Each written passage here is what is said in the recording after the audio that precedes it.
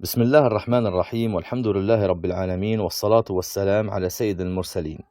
Allah dit dans le Coran: وقرن في بيوتكن ولا تبرجن تبرج الجاهلية الأولى وأقمنا الصلاة وآتينا الزكاة وأطعنا الله ورسوله إنما يريد الله ليذهب عنكم الرجس أهل البيت ويطهركم تطهيرا. Ce qui veut dire en français: restez dans vos foyers et ne vous exhibez pas à la manière des femmes avant l'islam. C'est ça le jahiliya, avant l'islam. Accomplissez la salat. Ici, Allah, il faut savoir qu'il parle aux femmes. Il dit: restez dans vos foyers et ne vous exhibez pas à la manière des femmes avant l'islam, le jahiliya. Accomplissez la salat, acquittez la zakat, c'est-à-dire l'aumône, et obéissez à Allah et à son messager.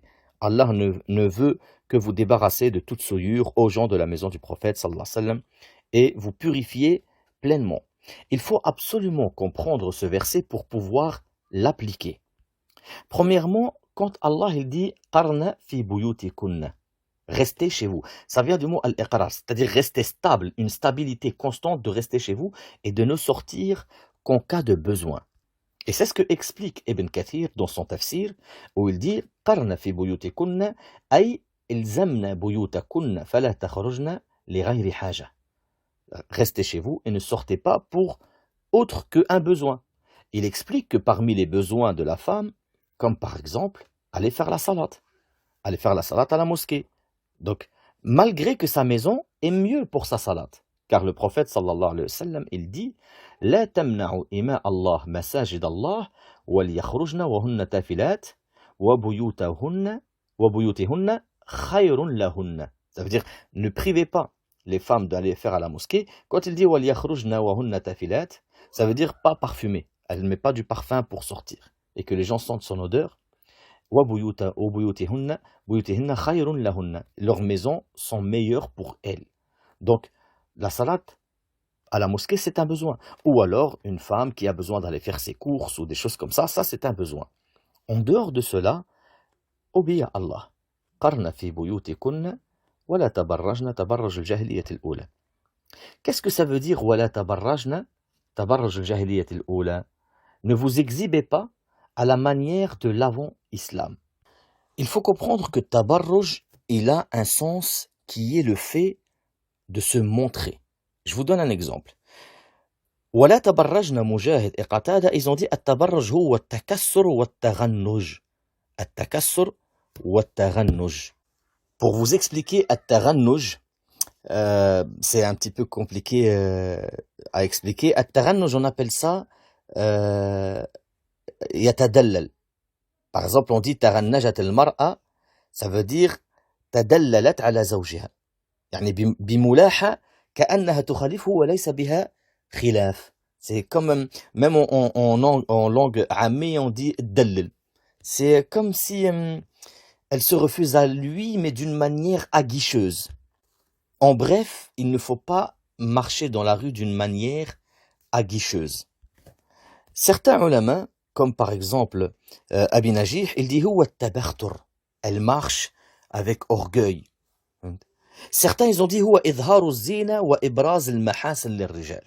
Idharu az-zina wa ibraz al-mahasin lir-rijal. C'est-à-dire que c'est le fait de marcher en montrant ses belles parures et en montrant ses qualités physiques aux hommes. Certains savants, ils ont dit التبرج هو العلو هو طلب العلو هو الارتفاع الترفع, le fait de chercher à se montrer, à se pavaner, en bref, à s'élever en se pavonant. Et ils ont pris comme dalil que التبرج, Allah il cite dans le Coran un verset où il dit أينما تكونوا يدرككم الموت ولو كنتم في بروج مشيدة. ولو كنتم في بروج مشيدة, qu'est-ce que ça veut dire? Ça veut dire les tours imprenables, c'est-à-dire que Allah nous dit ici dans le Coran, où que vous soyez, la mort vous atteindra, même si vous vous enfuyez dans les tours imprenables, c'est-à-dire dans les plus hautes tours. Et il a appelé ça al-buruj, les tours imprenables, les plus hautes tours, il a appelé ça al-buruj al-mushayyada. Par conséquent ici, on voit un mélange que tabarruj, c'est le fait de vouloir s'exhiber, d'être aguicheuse, de montrer ses belles parures, de montrer ses qualités physiques, et de se mélanger avec les hommes. Parce que Mujahid, il dit aussi Par rapport au verset ولا تبرجن تبرج الجاهلية الأولى, Mujahid il dit كانت المرأة تخرج تمشي بين يدي الرجال فذلك تبرج الجاهلية.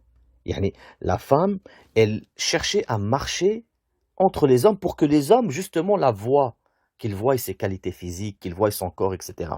Et c'était ça, تبرج الجاهلية الأولى. Par conséquent, comment on doit appliquer ce verset?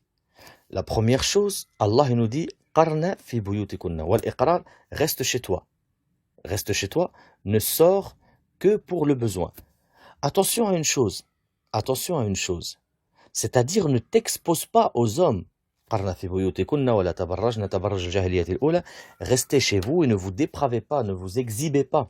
On en conclut ici que l'interdiction, c'est le fait que la femme s'exhibe devant les hommes en montrant ses qualités. Par conséquent, il est haram, il est interdit pour la femme, premièrement, de sortir physiquement pour exhiber ses belles parures. Comment contrer cela? Elle met le jilbab, elle met le khimar, et comme ça, elle sera préservée.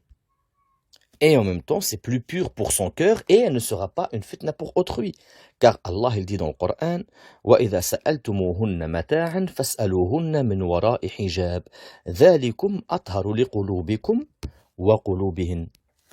Ce qui veut dire ici, en français, dans le sens, et si vous leur demandez, ces femmes, quelque chose, demandez-le derrière un rideau. C'est plus pur pour vos cœurs et les leurs, et les cœurs des hommes. Certes, Cheikh Ibn Baz, rahimahullah, il explique même ce verset. Il dit فأطهر لقلوب الرجال وقلوب النساء التستر والتحجب من جهة النساء وعدم التبرج حتى لا تفتن ولا تفتن. C'est-à-dire, il dit, c'est plus pur pour le cœur des hommes et pour le cœur des femmes, le fait qu'elles se voilent, qu'elles se préservent avec un hijab, c'est plus pur pour les cœurs des femmes et des hommes. Elle a dit, et c'est aussi préservateur par rapport au fait que elle ne sera pas une fitna pour les hommes et elle ne sera pas aussi une fitna pour elle-même. Elle pourrait être une fitna pour les hommes en attirant les hommes et elle peut aller jusqu'à la fornication. Et attention à une chose, combien de sœurs avec le jilbab aujourd'hui, elles font le tabarruj sans sortir de chez elles? Parce que, attention, le but c'est de se préserver. C'est de se préserver du regard des hommes, de ne pas être une fitna. Par conséquent, il est haram pour les femmes de s'exposer sur Internet, de mettre le jilbab, se maquiller et s'exposer sur Internet. Ici, elle n'est pas restée chez elle et elle a fait exactement tabarruj al-jahiliya. Et combien de femmes ont cherché à plaire? Parce que le fait que tu portes le jilbab et que tu cherches à t'exposer sur les réseaux sociaux pour que des milliers, voire des millions d'hommes te regardent est complètement contradictoire. Car le but de jilbab, c'est que tu te préserves. Mais tu te préserves tout en t'exhibant.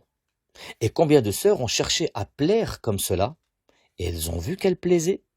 Elles ont voulu plaire encore plus. Elles ont commencé à retirer leur khimar, leur jilbab, et à se dévêtir de plus en plus et aller vers la fornication.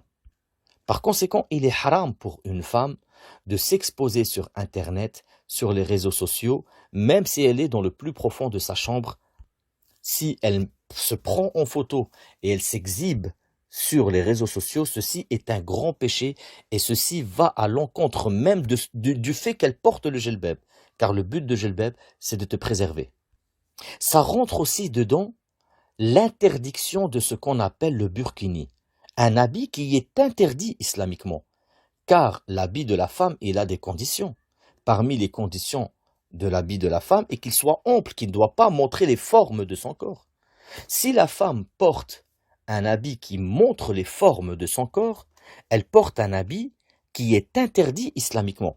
Et ce qui est interdit aussi, c'est le fait qu'elle va dans une piscine où il y a des hommes à moitié nus devant elle qui la regardent et qu'elle les regarde. Et en aucun cas le burkini est un habit qui préserve la femme ou qui est un habit autorisé dans l'islam. Il est interdit. D'ailleurs, le prophète sallallahu alayhi wa sallam nous cite 2 groupes de personnes qui sont des gens de l'enfer. Et parmi ces deux groupes, la première, il dit Nisa kasiyat ariyat, des femmes qui sont habillées et nues en même temps.